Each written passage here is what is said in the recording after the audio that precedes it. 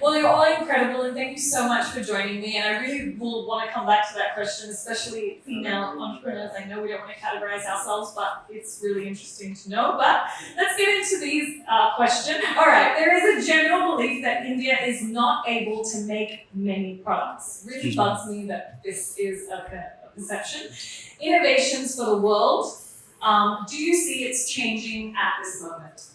Yeah, I mean, absolutely. Yeah, I think 100%. I mean, first of all, having seen how Mohal has built Matter from the ground up the last few years, seeing the passion and seeing the way he and his team have engineered from scratch this product looks fabulous. I think this is one of the biggest testaments to Indians can definitely build world-class products and platforms. And honestly, honestly, it's been the case. I think it's time to call out the fact that foreign big tech or foreign companies have suppressed Indian companies and Indian brands, and really it's our time to shine. We just need one thing: we need Indian consumers, we need Indian media to be proud of Swadeshi. And so for that, Mohan, all kudos to you and your team. It is Indian brands and Indian products which are building the best. That's what our commitment as entrepreneurs are. Yes. And it's time for us to shine in the world. 100%. Would you like to add to that? Yeah, so look, there's usually a grain of truth in all stereotypes. Of course. There usually Yes. is. That's why stereotypes exist. Now, if India's earned the reputation of not building great products that are globally competitive, that reputation is probably well deserved given the experience till the 90s. Yes. License from Bajaj, low competition. I think things are changing. And एक reputation करने से बनती है. Once we do it, it'll happen. We've begun to do it. I think you're seeing more and more companies doing it. And this is one shining example. So I think it'll change. It already is changing. Yeah. And the China plus one thing I think is going to help. Yeah, yes, definitely. I think the thing that really resonates with me that it is India's time. However, to be globally competitive, we have to put design and we have to have the consumer empathy at the center, which Matter has done very eloquently.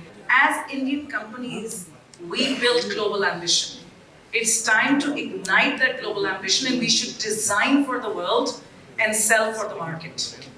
Yeah, it would be my goal. Yeah. So, my next question would be, how do you see India is creating technologies and innovations for the world?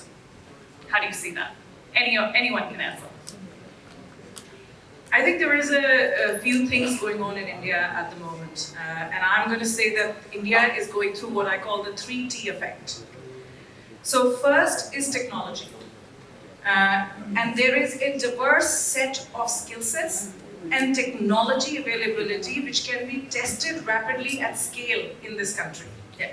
There are very few markets who can test at scale, rapidly prototype and bring that to bear. The second piece is talent. India produces the highest amount of engineers in the world. I mean, if that kind of talent cannot come together to build something that creates value in the country and globally, then we have to ask ourselves, are we a sleeping giant? And the last piece is transformation. And I think the transformative effect is really about us changing our mindsets. Many a times, if you look around in the Indian companies, when we start, we do a great job of making India for India products. And we do technology which works for India. And we have a myth in our own head that the consumer of India wants this only. They want this much, they will pay only this much. Yeah. Yet we see Indian consumers with premium appetite for great technology everywhere in the world, Yeah. abroad and at home. And we are not playing with the whole customer pool of the world. Yeah. So I think that transformative mindset has to be brought in, and that is incumbent upon industry, media, academia, and investors. Yeah. Technologists only play a part. So I would say technology, talent, and transformation together put India at the center of what is a precipice moment. Question is, will we let destiny defeat ourselves, or will we be the captains of our fate? Yes. Well said. Really well said. Yeah. Anything you want to add? Yeah, I mean, see, the world is maybe if the world you divide it into three.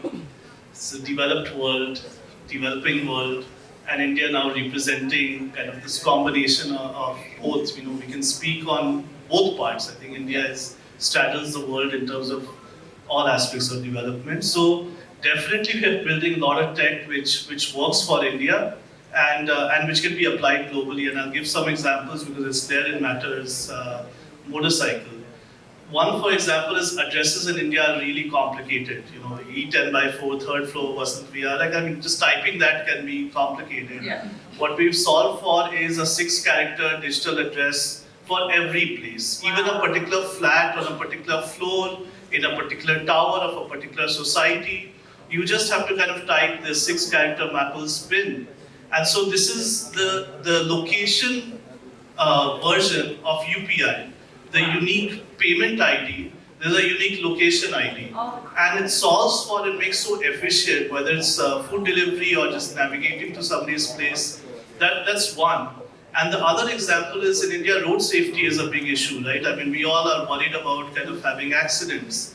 Well, maps traditionally have been 2D. It's just something you see an arrow, you see a lane, and you follow that. Yeah. Well, what we've put is 3-dimensional realistic junction views. So you can actually see how you have to take a turn underneath a flyover or above a flyover. And just that kind of rich visual context can help you kind of avoid an accident. There's a lot more that we're doing here in India, in the mapping space, in the motorcycle space that I think will apply to so many countries. Doesn't matter whether they're advanced or developing. A lot of technology will be built first in India and it will be exported to the world, and I hope Matter also succeeds on the global market. Yes. Well, I think it's important to be a little nuanced about this. I would love to see Indian products all over the world. But we must understand a few things. So one is software, other is hardware. And third, of course, is integration of both. So because India has got strength in software, we are producing software products or mobile apps, right? Which potentially are globally competitive. Some of them actually are. And we are seeing it in the B2B space that companies out of India are going and selling and getting customers in the US and the Western world. Yeah. Some are, many are affecting their market risks. You must understand that. The second is B2C, right? Because that's slightly harder. Great products are created close to the customer. Now, this product will first sell in India. It's been built keeping Indian conditions, Indian customers in mind. Yeah. Now, to some extent, it will be adapted and then go to other markets, probably emerging markets before the US. I don't know what the plan is, right? But it's probably that kind of thing, right? While Western markets are large and therefore profitable, they are also more competitive. Costs are higher, therefore, and therefore it's not going to scale. Now, so one is software, the other is hardware. Hardware typically has been more difficult for India. Manufacturing India is not really that manufacturing friendly. License permit Raj, Inspector Raj, historically. And is the local market large enough to justify the kind of R&D investments to build great products? And if you are building for the overseas market first up out of India, then are you close enough to the customer? It's a very real problem to build it. I'd love to see it happen, but it will happen company by company, step by step. 100%. No, really well said. Again, I love that all of you have really great perspectives, different, but they all kind of come together, if you know what I mean. So it's great. Okay. What role do you see new age companies are playing solving the climate change issues? We'll start with you. Yes. I think it is led by the consumer actually. As the consumer demands it, as the public demands it, companies respond. As new young startup entrepreneurs come up to solve these problems, the companies will do that kind of thing. I think as investors demand it, so as a public market, as a public listed company, we, over the last 2 years, almost every investor we meet asks us for our ESG policy and promises. Wow. The moment it comes to investors start doing it, companies follow. So companies will do it. The stimuli may be 3 or 4 things. Yeah. Anybody want As Luminous Power Technologies, we actually are in the business of energy and sustainability. We try to drink the Kool-Aid that we actually ship out. Yeah. So when we make batteries, even though we do make them with a commodity that perhaps is not deemed as sustainable, we do it recycled, 99.96% I think at yield, or greater than 90% yield. We've committed to all our factories to being net zero, but of course we haven't got there yet, that's a journey. We look at making sure that we can offset the fossil fuel footprint with solar generated power.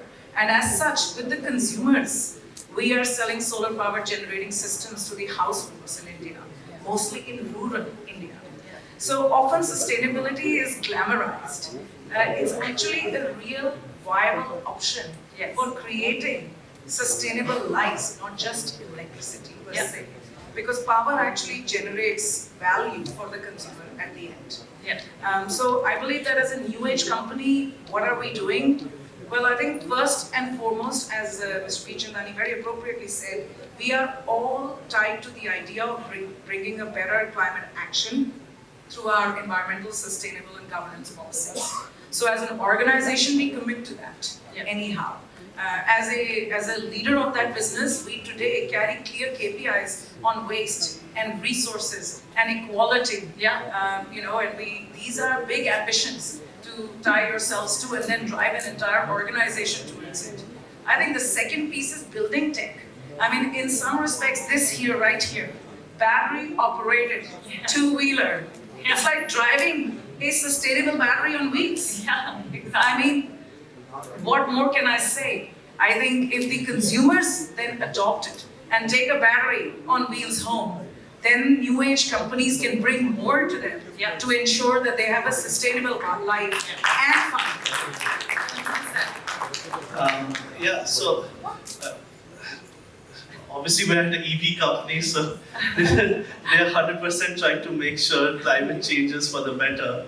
And I think my point of view is, actually I always look at Sanjeev sir and think of you as an entrepreneur. This is the first time somebody's using the lens of investors, so I don't know. I always look at you as an entrepreneur. We're a bit of both. We're a bit of both now, post-somatic. But I feel like entrepreneurs are trying to build new businesses, new age businesses as you said, and they have to come with new value propositions for consumers. And I think climate change is a really good value proposition that, we're building a business that's good for you and good for us as a society. So I think it's entrepreneurs who have to also push products and businesses which will help change the climate. And if it intersects with consumers, this is great. So on EVs, one of the biggest kind of, range anxiety, that will I be able to reach? I'm sure this is not an issue with the bike, battery is good, but you still might want to go to Leh. And if you want to go to Leh, or you want to go to Chandigarh, you want to know whether you will reach your destination or not. So what we do is we provide this range polygon centered at you. We tell you whether you reach which distance in which direction. So it doesn't look like a circle, 80 kilometers. It's depending on terrain, traffic, roads, etc. And so you just have to simply plan your trip saying, I want to go here. And the Matter motorcycle can tell you that you'll be able to reach or not reach. If you cannot reach, these are the places you've got to stop to charge. Amazing. Now, when you remove this friction or this anxiety from the user, you increase adoption. And we all want EVs to get adopted. So this is how new age tech kind of is helping in climate change. 100%. Your message to the change makers out there in India and around the world. This is a living example of how you can make change happen. Yeah, love that.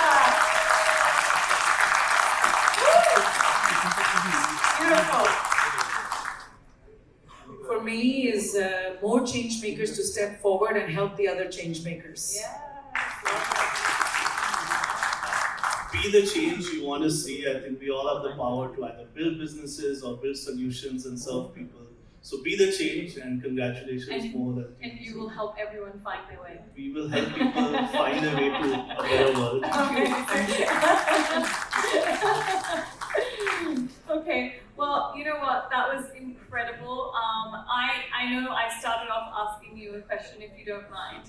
How is it being a female in this industry of, and I know it's off topic, but I started a company as well, and I wanted to know, how do you navigate it? I think people are people. Yeah. Yes. People are people. Yes, I love that. To my mind, what I do is far more important, and who I do it with, and for what purpose is far more important than my gender. Yes, I love it. Thank you. I just wanted to say that. Amazing.